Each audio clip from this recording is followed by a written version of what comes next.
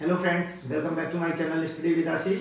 तो आज हम लोग का एग्जाम खत्म हो चुका है। आज 29 फेब है। तो यहाँ पर हम बात करने वाले हैं डेमो टीचिंग की। तो क्योंकि हमारा एग्जाम खत्म हो चुका है, आपको पता ही है कि 70% वेटेज है हमारे एग्जाम में। जो रिटर्न हम लोगों ने दिया है OMR वाला ऑनलाइन, और 30% वेटेज है हमारा डेमो टीचिंग का और इंटरव्यू का। तो यहाँ पर इस वीडियो में हम बात करने वाले हैं डेमो टीचिंग पे। प्रॉपर आपको बताऊंगा किस प्रकार से डेमो टीचिंग की जाती है, या आपको वहां जाकर क्या करना है, कैसे शुरुआत करनी है, और इसके बारे में सब बताऊंगा आपको मैं। तो अगर आप चैनल पर नए हो तो वीडियो को लाइक शेयर सब्सक्राइब जरूर कर लीजिएगा। तो चलिए चैनल वीडियो की शुरुआत करते हैं। कहाँ से? डेमो टीचिंग से। तो सबसे पहले आपको 4 चीजों को याद रखना है जब भी डेमो टीचिंग देने जाना है। इन 4 चीज की आपको प्रैक्टिस कर लेना है। जब आपको क्लास में घुसना है तो आपको अपना इंट्रोडक्टरी पार्ट, मतलब जब भी आप अपना जो भी टॉपिक हो उसको इंट्रोडक्शन उसका करवाना है। नेक्स्ट क्या याद रखना है? रिकॉग्निशन। जो भी आप टॉपिक पर पढ़ा रहे हैं उसकी पहचान आपको करानी है बहुत अच्छे से। मतलब जब आप फिगर बना रहे हो या कुछ भी कर रहे हो तो उसको फिगर बनाते बनाते उसकी पहचान, उसका एक्सप्लेनेशन थोड़ा बहुत करते रहिए कि आपका जो इंटरेक्शन है बच्चों के साथ वो बिल्कुल भी किसी भी समय छूटने ना पाए। चौथा टॉपिक है TLM। किसी भी चीज का मतलब आप जैसे कोई भी टॉपिक पढ़ा रहे हैं, पार्ट ऑफ स्पीच पढ़ा रहे हैं, कुछ भी पढ़ा रहे हैं कोई टॉपिक, जैसे मैं यहाँ वाटर साइकिल पढ़ाने वाला हूँ तो मैं यहाँ पे भी TLM का आपको प्रयोग करके दिखाऊंगा। अगर आप वहां ले जा सकते हैं अपने साथ तो बहुत अच्छा है, अगर नहीं ले जा सकते तो कोई बात नहीं है। वहां पर अगर होगा उपलब्ध तो आप वहां पर यूज कर सकते हैं। लास्ट टॉपिक क्या है इसमें? Feedback revision. जितना आपने सब कुछ पढ़ाया है उसके साथ आपको फटाफट एक लाइन में मतलब रिवीजन, लास्ट रिवीजन जैसे कराते हैं तो क्या इससे क्या रिवीजन कराना है। उसके बाद फीडबैक लेना है। फीडबैक का मतलब क्या हो गया? जैसे आपने प्रेसिपिटेशन यहाँ लिखा हुआ है तो इससे पूछना है बरसात कैसे हुई। तो अगर बच्चे जवाब दे दिए, इन्वॉल्व हो गए, तो आप समझ लीजिए कि फिर आपकी पढ़ाई जो आपने पढ़ाया वो बच्चों तक समझ में आया है।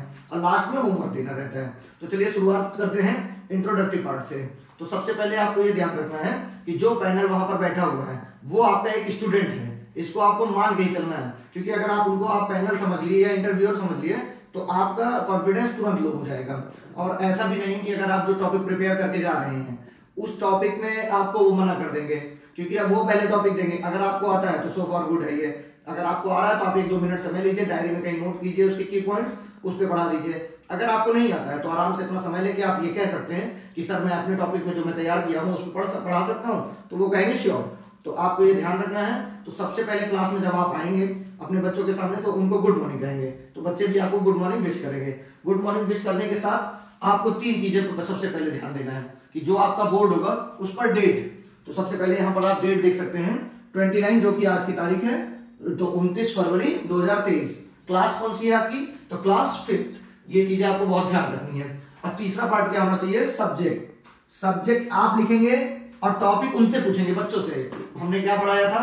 तो चलिए आपका पैनल जैसे है वहां तो आपको टॉपिक खुद से बताना पड़ेगा। यहाँ टॉपिक लिख के आप लिख देंगे वाटर साइकिल, आपको जो भी पढ़ाना होगा टॉपिक।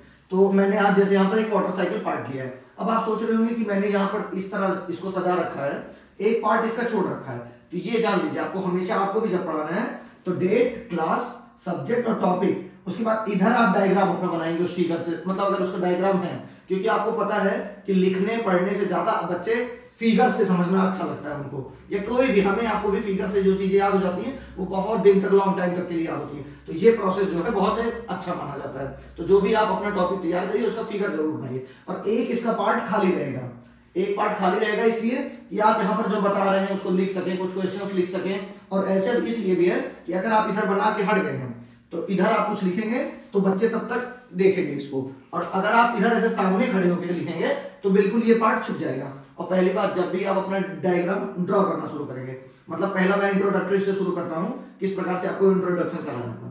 तो बच्चों से पूछना है, बच्चों इन्वॉल्व करना है तुरंत। यहाँ पर आपने सन बनाया है, ये सन है, तो बच्चों को पहले नहीं लिखना है, ऐसे सन का फिगर बना के पूछना है ये क्या है बेटा, तो बच्चे बताएंगे क्या है कि सन है। तो सन हमें क्या क्या देता है?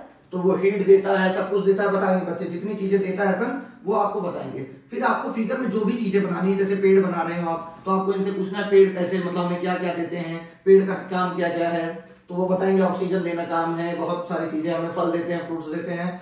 तो यहाँ पर फिर उनको यहाँ पे जब आप कंडेंसेशन बनाने लगेंगे या बादल क्लाउड बनाने लगेंगे तो जैसे आप ये फिगर ड्रॉ करेंगे ऐसे ऐसे ऐसे, तुरंत वो बच्चे समझ जाएंगे ये क्या होगा।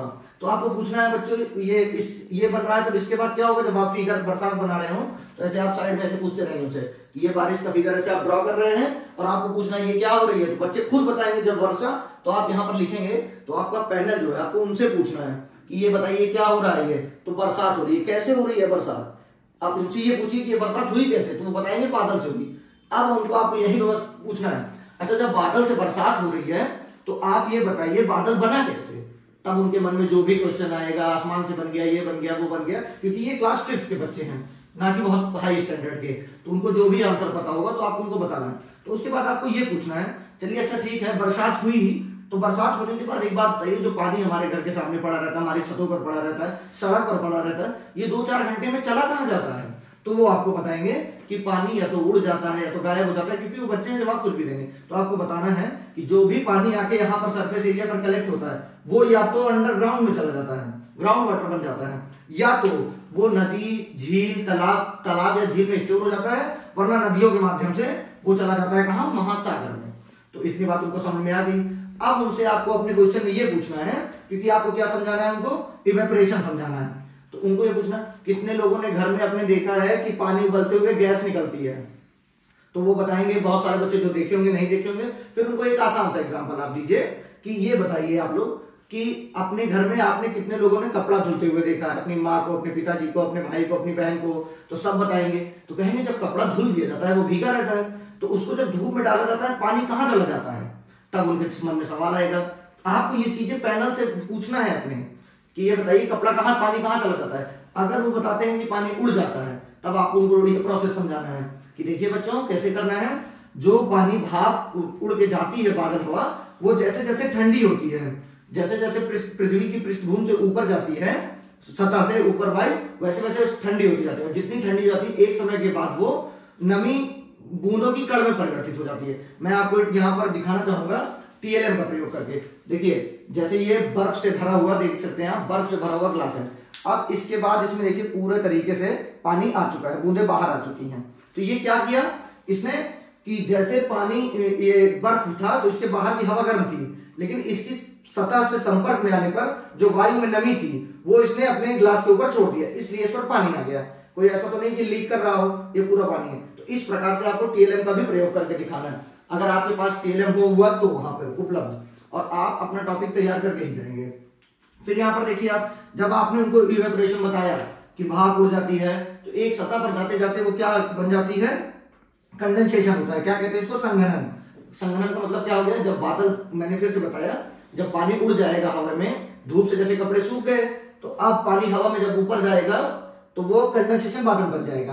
अब उनसे नेक्स्ट क्वेश्चन पूछना, अच्छा ये बताइए बर्फ आपने कभी देखी है, तो वो तुरंत कहेंगे हाँ बर्फ। तो पूछिए बर्फ से जो धुआं निकलता है गैस, वो कहाँ चला जाता है, तो उसको वो भी ऊपर जाके क्लाउड के रूप में बन जाता है। और उस प्रोसेस को क्या कहते हैं, सब्लिमेशन।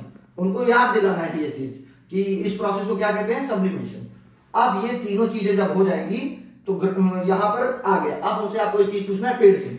एक बात बताइए, आपने पेड़ भी देखे होंगे, तो पेड़ से किस प्रकार से इवेपोरेशन हो जाती है। तो पेड़ जब श्वसन लेते हैं, श्वसन क्रिया करते हैं, तो वो कुछ चीजें छोड़ देते हैं ऊपर। यहाँ मैं आपको ये टॉपिक नहीं समझा रहा हूँ, यहाँ मैं समझा रहा हूँ किस प्रकार से बच्चों को आप इन्वॉल्व करके रखना है अपना।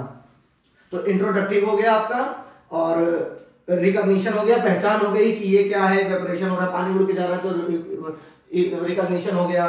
बादल से पानी बरस रहा है तो उसकी पहचान हो गई, बादल से पानी बरस रहा है।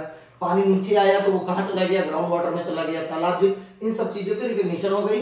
अब थर्ड मटेरियल था टीएलएम, उसका मैंने यूज कर लिया। अब आपको जब उनसे सारी चीजें पूछ लीजिए, कुछ क्वेश्चन से यहाँ लिख लेंगे आप। ये बताइए अच्छा कि बरसात होती है तो किस चीज से बरसात होती है, तो बताएंगे बादल।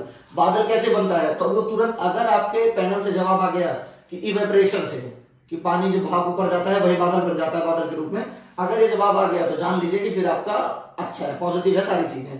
तो यहाँ पर आपको क्वेश्चन लिखना है, बादल कैसे बनता है, या हाउ टू मेक क्लाउड्स। ये बता, अगर उन्होंने जवाब दे दिया, और लिख के आपको साइड में ही रहना है।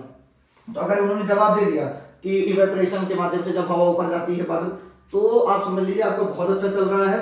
तो और उसके बाद जब सारी चीजें हो जाएं तो आपको सबसे पहले एक साइंटिफिक डेफिनेशन देनी है, जल चक्र। जैसे यहाँ पर मैं अपने टॉपिक पे आ चुका था, तो इसकी एक जब सारी चीजें बता दी जाए, अब उनको समझाना है एक साइंटिफिक लैंग्वेज में कि बेटा देखिए जल पृथ्वी की सतह से वाष्प के रूप में वायु में जाता है, वही चीज है जितनी मैंने बताया, ये एक लाइन बचे है। तो वर्षा ओलों हिम के रूप में वापस लौट आता है और अंत में महासागर में इसी चक्रण को, मतलब महासागर में आ गया तो इसी चक्रण को क्या कहते हैं, वाटर साइकिल। आप बच्चों को लगभग चीजें समझ में आ गई हैं कि बादल कैसे बनता है, इवेपोरेशन कैसे होता है। लास्ट में अब आपको क्या करना है, अब अपना रिवीजन एक लाइन में कराना है। रिवीजन कराने के बाद उनसे फीडबैक लेना है। तो रिवीजन कैसे कराएंगे आप, तो चलिए सबसे पहले बात करते हैं सन से शुरू करते हैं। सन नहीं, सरफेस एरिया शुरू करते हैं कि पानी आता है बेटा कैसे सूखता है, तो वो बताएंगे सन की हीट से। सन जब हीट प्रोवाइड करता है तो पानी ऊपर की तरफ जाता है पानी। तो उसके बाद पानी जब ऊपर चला जाता है हवा के साथ तो क्या बन जाता है, तो बादल बन जाता है। अच्छा, उनसे फिर ये भी पूछना है कि बर्फ से जो गैसें निकल के जाती हैं वो क्या बन जाती हैं, तो उनको फिर बताना है आपको कि वो भी क्लाउड के रूप में फॉर्म हो जाती हैं। और यही क्लाउड जब बहुत भारी हो जाता है इसकी पृष्ठभूमि, तो वो बरसात के रूप में फिर से पुनः नीचे की ओर आ जाती हैं। उसके बाद वो ग्राउंड से या तो सरफेस एरिया पे कलेक्ट हो जाती हैं, झील तालाब में, सागरों में, या तो वो डायरेक्ट नदियों के माध्यम से महासागरों में चली जाती हैं। और फिर से क्या प्रोसेस चालू हो जाता है, हीट का। और हीट से क्या होता है, महासागर के जो पानी होते हैं वो ऊपर उठने लगते हैं, इवेपोरेशन प्रोसेस चालू हो जाता है। इतनी चीजें आपको बताकर अब फीडबैक की बारी आ गई। अब आपको उनसे क्वेश्चन फिर से पूछना है। आप एक बार उनसे क्वेश्चन पूछेंगे और एक क्लास 40 से 45 मिनट की होती है और वहां पे तो आपको मुश्किल से 15 से 20 मिनट की टीचिंग कराई जाएगी। तो उनको जितना ज्यादा आप अपने पैनल को इन्वॉल्व करेंगे, अपने मतलब उनसे आई कांटेक्ट जितना बनाकर रखेंगे, जितना वो आपसे जवाब देने में रहेंगे, उतना ही आपके साथ अच्छा रहेगा।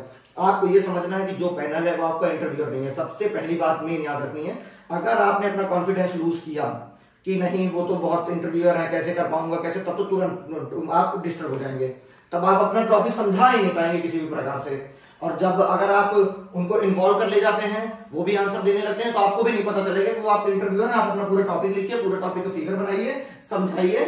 और उसके बाद एक चीज याद रखिए, टीएलएम में एक चीज और बता दूं मैं आपको कि जैसे आप समावेशी शिक्षा की बात होती है, इंक्लूसिव एजुकेशन की, तो उसमें आपको ब्लाइंड बच्चों का भी ध्यान रखना है, जो नहीं सुन सकते बधिर बच्चों का भी ध्यान रखना है। तो आपको सारे बच्चों का ध्यान रखते हुए ऑडियो वीडियो जितनी भी चीजें हैं, जिस भी प्रकार की चीजें आपको यूज कर सकते हैं, आपको वहां पर करना है। और नहीं कर, अगर वहां नहीं है जैसे आपके इंटरव्यू पैनल के पास, तो आपको उनको बताना है, क्योंकि बोर्ड तो रहेगा ही और आपको 2-3 मार्कर हो गए वहां पे, तो 2-3 मार्कर का प्रयोग जरूर करिएगा। और हो सके तो ऐसा टॉपिक तैयार करिएगा जो इसका फिगर हो और उसके बारे में आप इस तरफ क्वेश्चंस लिख सकते हैं।